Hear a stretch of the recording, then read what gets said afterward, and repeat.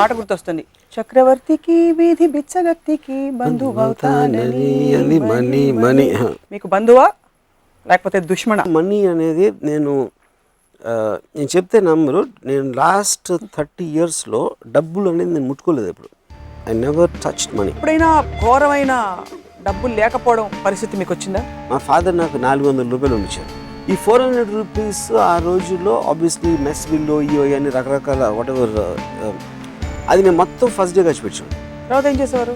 ఆ రోజు 400 రూపీస్ తోటి నేను ఒక రెస్టారెంట్కి వెళ్ళి బియర్ తాగి చికెన్ బిర్యానీ తిని సినిమా ఒక 5-6 సార్లు చూసి వడవర్ అలాంటివి చేసి ఆ పవర్ ఉన్నంతసేపు దాన్ని సేవ్ చేయకుండా ఖర్చు పెట్టాను అంతే. హుద్హుద్కి మీరు ఏమైనా డొనేట్ చేశారు? నేను ఎప్పుడు ఎవరికి చేయాల అసలు ఎప్పుడు. మీకు బాధ లేదా? నేను బిచ్చగాడికి 10 పైసలు వెళ్ళిన మొత్తం నా చిన్నప్పటి నుంచి.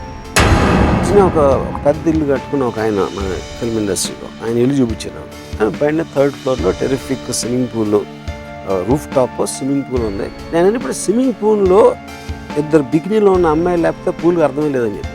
ఇప్పుడు మీ భార్య ఫుల్ చీర కట్టుకుని కూర్చున్నారు, ఇక్కడ వేరుసనకి వెళ్తాంటున్నారు, అది చేస్తాం. స్విమ్మింగ్ పూల్ ఏంటి దాని మీనింగ్? ఎందుకంటే తిప్పి ఎందుకంటే అమ్మాయి దగ్గరకు వస్తాయి. ఇప్పుడు అమ్మాయి is one of the most beautiful things. అందుకని మీకు ఓకే. అరే నేను అడిగాను క్వశ్చన్, ఆయన కరెక్టే అన్నారు. Taking from the rich and giving to the poor, ఈ కాన్సెప్ట్ గురించి మీ అభిప్రాయం ఏంటి? I respect the rich, I don't respect the poor. ఎందుకంటే రిచ్ అనేవాడు వాడు వీళ్ళకన్నా బెటర్ కాబట్టి వాడు రిచ్ అయ్యాడు. సో కేవలం వాడు రిచ్ అయ్యాడు కాబట్టి వాడిని పూర్కి రెస్పెక్ట్ ఇవ్వడం అనేది మీనింగ్లెస్.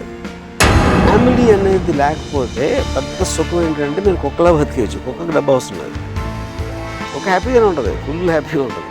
కానీ అందరికీ కుక్కలు అయ్యే భాగ్యం ఇప్పుడు లేదు కాబట్టి సొసైటీలో. వాళ్ళు అనుభవించారు, ఇంకేం చేస్తాం. రోజు మీరు చెప్పాక మా కళ్ళు తెరుచుకున్నాయి, జేబులు కూడా తెరుచుకున్నాయి, మనసు తెరుచుకుంది, పర్సులు తెలుసుకోవాలి, బ్యాంక్ వాల్ట్స్ తెలుసుకోవాలి.